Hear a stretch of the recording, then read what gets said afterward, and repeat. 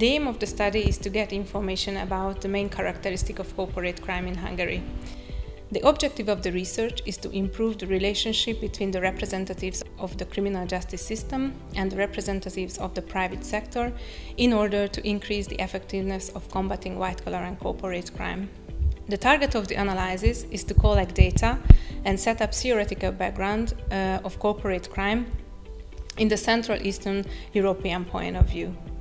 It is significant to find out what are the motives and the opportunities of the perpetrators, as well as the modus operandi of criminal corporations. Because with this knowledge, we could develop an efficient prevention program against corporate crime. Therefore, I analyzed the circumstances that could facilitate white-collar crime using both qualitative and quantitative methods, for example, case studies, interviews, criminal statistics, and focus group meetings. One of the main goals of the study is to explore the complex interactions between the phenomenon of corporate crime and the operation of the Hungarian market economy. A further question has to be answered: how corporation and corporate criminals can avoid jurisdiction. In the context investigation, the difficulties of proof of these crimes and the functioning of the criminal justice system has been analyzed.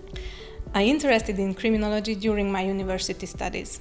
After I wrote my first essay, I felt that I would like to know more about crime, prevention, and causation.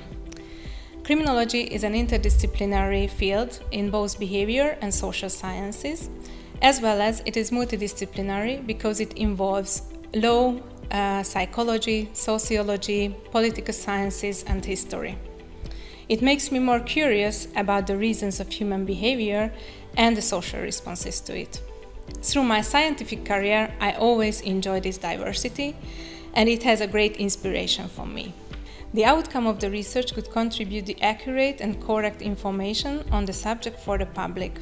It is worth to mention what kind of direct and indirect effects of corporate crime could have, for example, increasing prices, not accurate tax regulation, inadequate functioning of the bureaucratic system.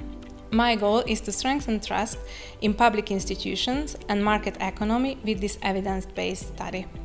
I'd like to highlight that if economic crime is vivid in a country, it is not just a moral problem, it could cause serious social and economic consequences. I'd like to encourage citizens to involve the process of fight against corporate crime.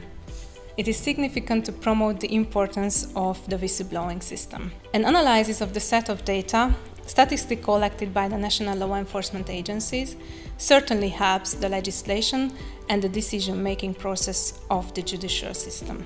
The scientific approach of criminology and the knowledge of international best practices could contribute to the development and the implementation of code of conduct for officials and elected representatives, as well as action plans to prevent corporate crime in the private sector, in the relevant law enforcement agencies, and other public institutions.